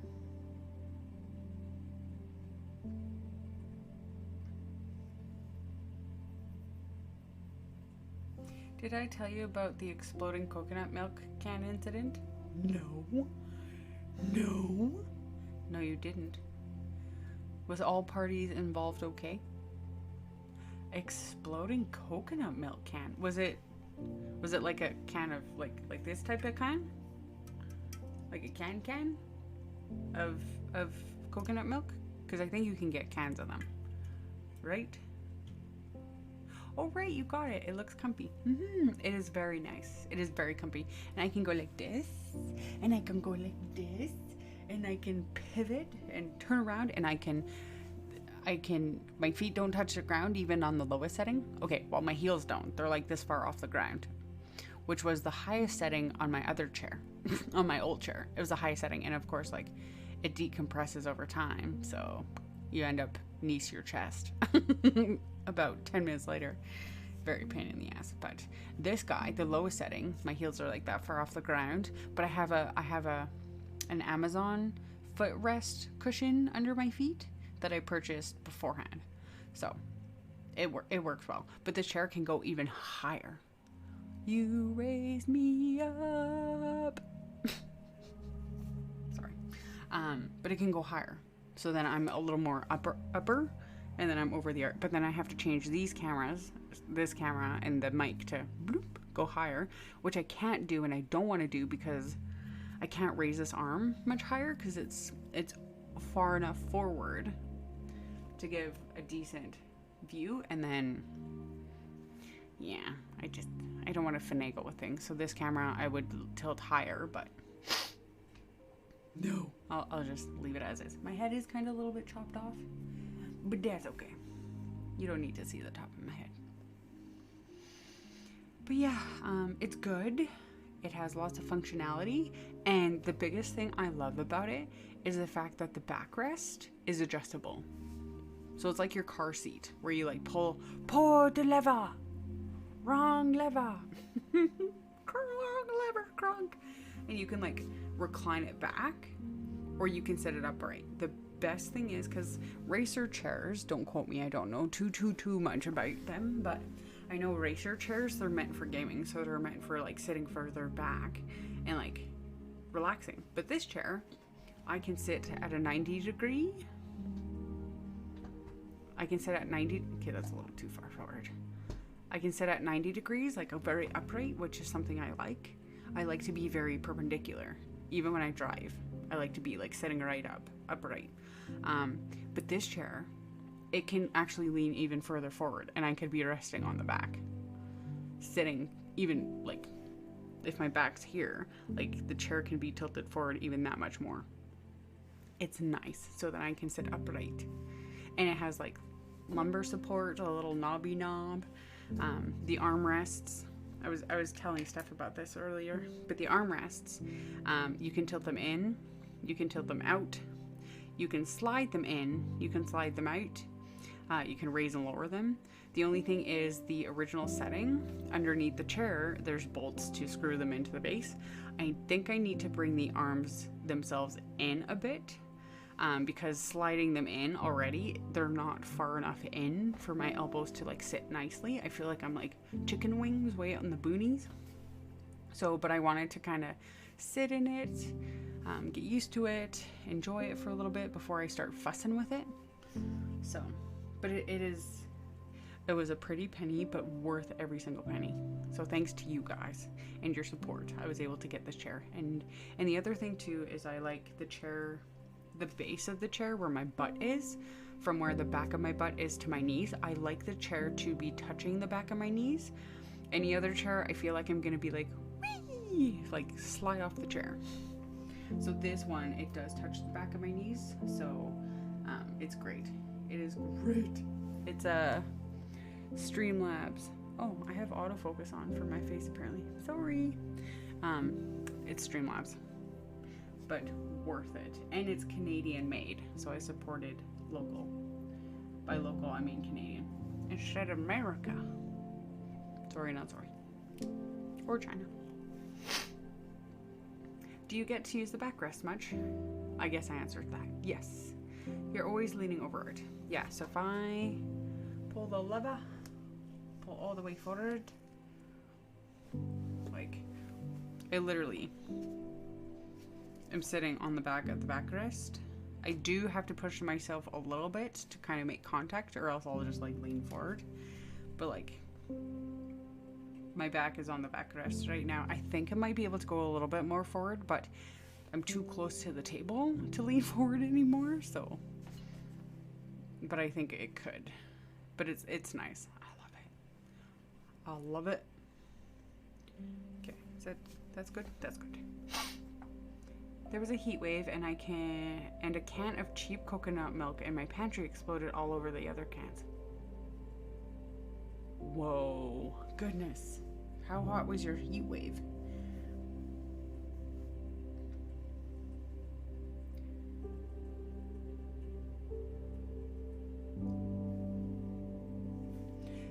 A camera with a bigger sensor might help. Yeah, so I'm using one of the webcams you got me many years ago now. I think it's the Facecam. The Facecam is the camera you got me, and then this camera was the next level up. So this is, no. I wrote on them. I think it's on the other side. But this guy is the C920, and then that's the C922. So this one is the one you got me. So it's using for my hand cam. I think eventually I'd like to upgrade, because the stream's streaming at 720p with 60 frames per second, but I don't need a 4K. I do not need a 4K, and I could actually probably up the stream webcam to 1080p, but I was finding when I used to watch streams on my shitty old computer, I could not watch streams in 1080p. My computer was like, no. So I downed mine to 720 to maybe think about other people not being able to watch the streams as their computers are a little bit older. So I decided to do it at 720. I could do it at 1080, but I was like, meh, 720 is good enough. But the only thing is, so I'm moving next year.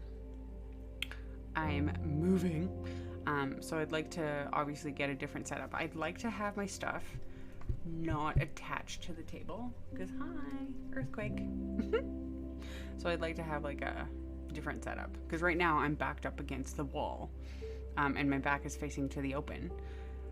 So I could mount a floating shelf, but I'd like to have it in more like an open space, and then to have it attached to something separate.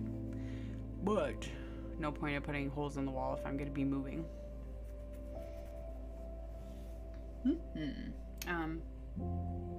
Because of work and stuff, I'm not going to be moving far. Like, I'd just like to downgrade.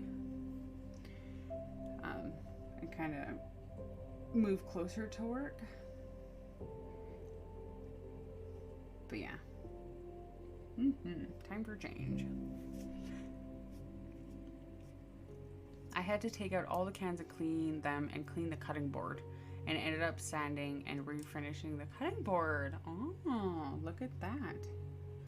Got a nice new cutting board, at least refreshed, which feels like a new cutting board because you fixed it all up and made it pretty again. But if you ended up doing work that you didn't want to do to begin with, then shucks. Oh, did I tell you about the wasps? #August is wasp season, and holy moly, yep, wasps galore. And my car's yellow, so they're like, oh, hello, freaking come flying in the windows, and I'm like, ah! I'm not allergic, but obviously I don't want to be bit or stung, so yeah, no. Last year's wasps made a nest and stung me when I got close. This year's wasps moved into the nest, that nest, but they were a lot more chill. Oh. Did they make a nest in your deck or something? Or like they tried to make a nest in the corner of my patio. Like I looked up and I'm like, there's a wasp nest forming there. And I was like, hey Dad, you want to come deal with this? So like late one night he took it off. It was the size of a tennis ball, is the size of the wasp nest when I noticed it. So he took it off and he reallocated it. Turns out they were European wasps and last year's were American. Interesting. How did you do some Googling with regards to identifying the different types of wasps? Is it a good idea to move in this economy? Don't get me started. My mortgage is due next year. I could have a variable mortgage, which would mean that my interest rates would just fluctuate with whatever the interest rates are, which I don't want. But I'm not going to be buying. I'm going to be renting. So I'm downgrading and I'm going to renting instead of owning. Because I want to switch. I want to quit my job. I don't want to do my job anymore. So that's one of the biggest reasons for this move, is because I can downgrade, so my cost of living for my housing will go down.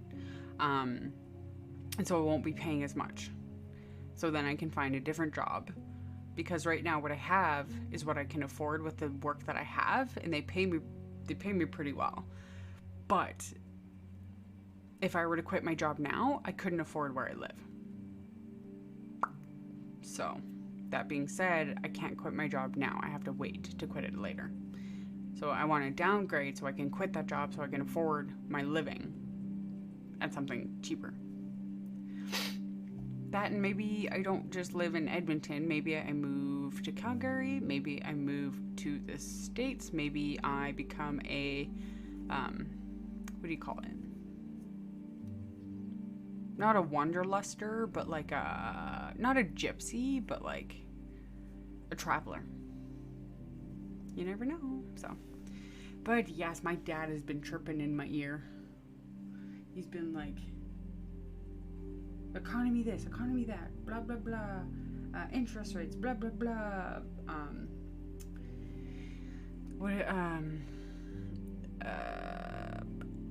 the money, what is it called?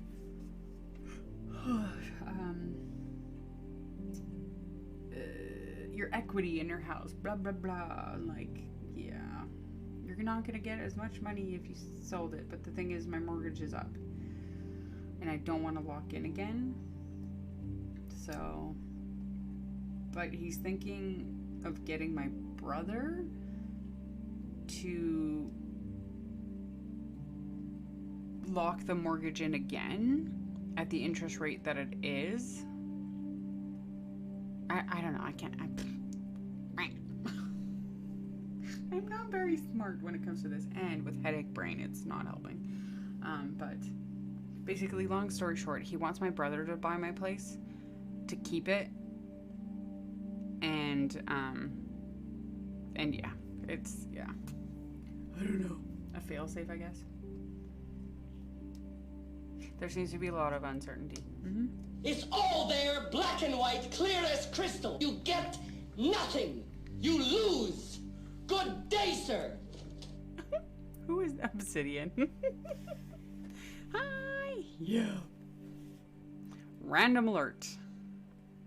Speaking of alerts, I have a new alert there that you can do text to talk. Nobody's used it yet, but for 100 bits, you get to talk away. I have no idea how many characters it takes, but it should speak to us. I don't know. Nobody's used it yet, so I don't know.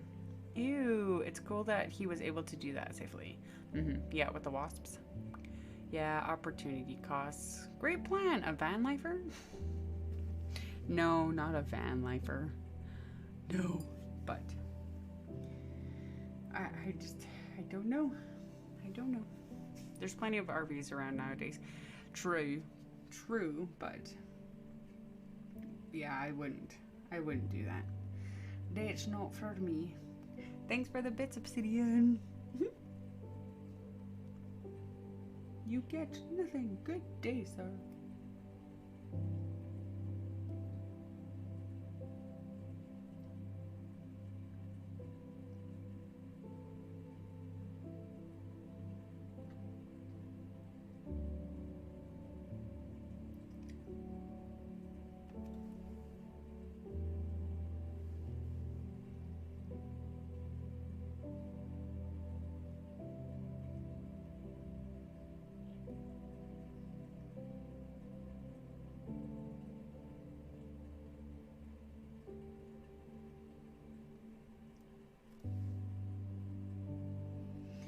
else is new with me?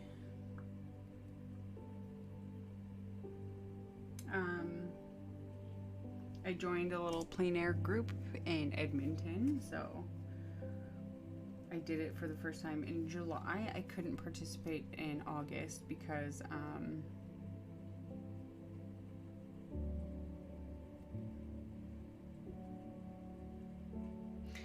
I had something that day. Oh, I had to work. They did it on a Sunday. So I was working that day. So I wasn't able to go. And then they haven't announced when the next one will be. But I have... Oh, that's what... Okay, I need to write that down. Draw at the zoo.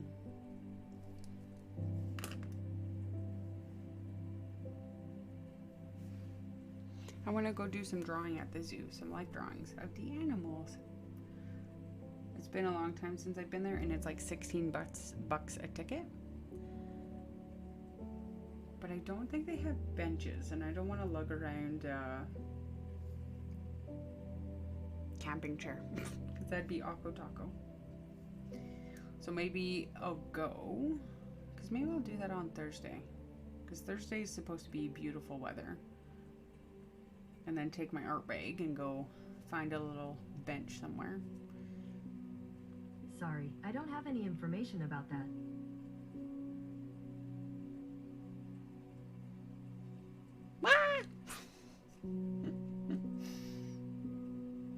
Quit listening. Okay, she turned off. Yeah, so go and lug my stuff there. But I haven't been there in so long, so I figured that'd be a nice little day trip. So maybe I'll treat myself on Thursday and go do that.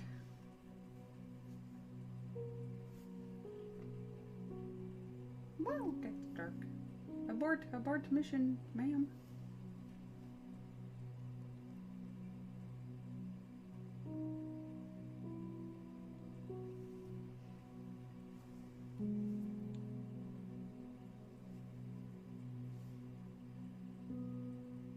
Because yeah, I could take my giant sketchbook, my actual $4 sketchbook from the dollar store, and go do some plein air. For the heck of it.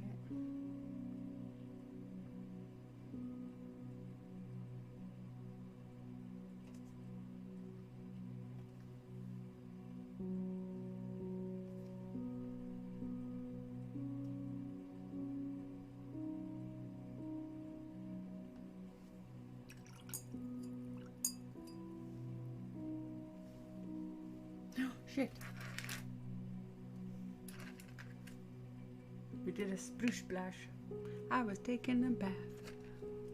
That's okay.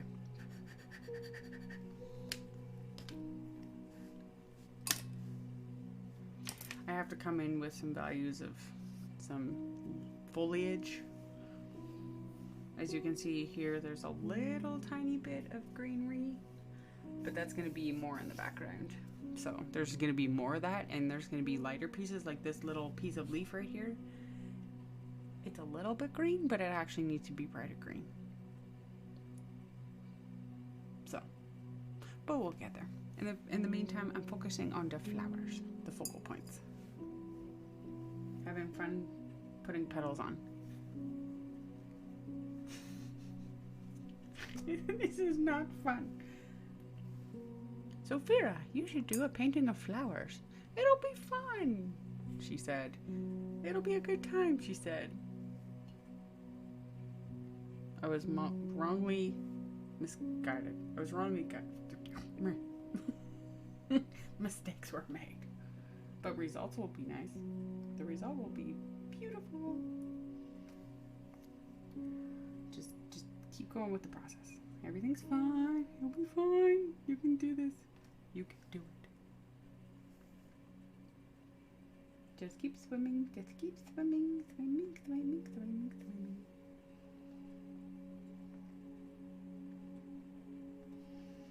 back in the day, long time ago, I was probably like 21, I want to say 2021. I had gone to the zoo and I had taken a bunch of photos of the animals. I was like, I'll use these as references. It'll be great. Yeah. Oh, yeah. I'm an artist, so make my own references. I never used one of the photos for references. And they're sitting on my old computer. Maybe I should look through those, because I remember for sure they had red pandas. Oh gosh, dog. Do you really have... You Rudy Tooty. Goodness gracious. Oh, you stink. You stink.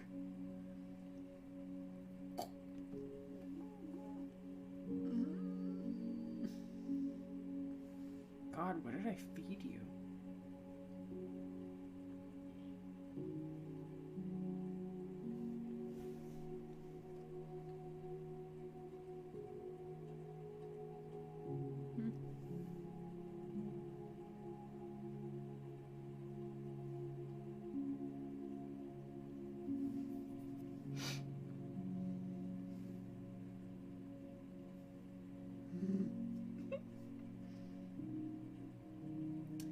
With dogs' noses being so sensitive to smells and stuff, I'm like, I'm glad I don't have a dog's nose, because, oh gosh.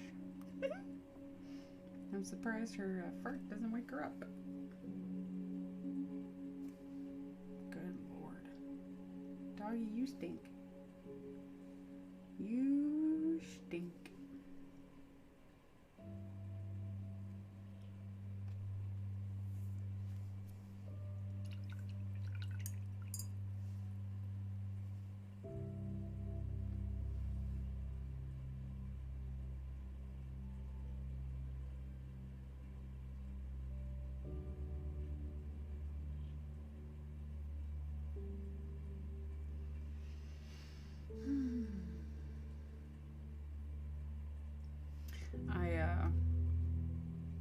I started a new show.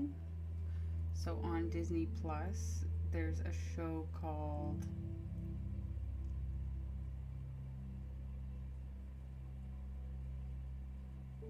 it has to do with X-Men. Oh, I forget the name of it. It's a series.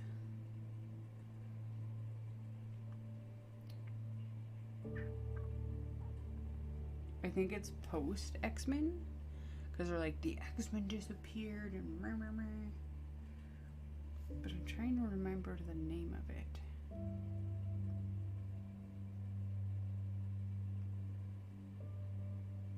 It's okay.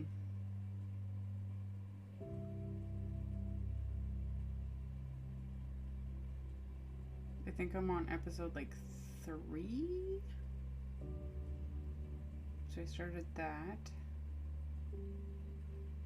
And then Lock and Key has a updated new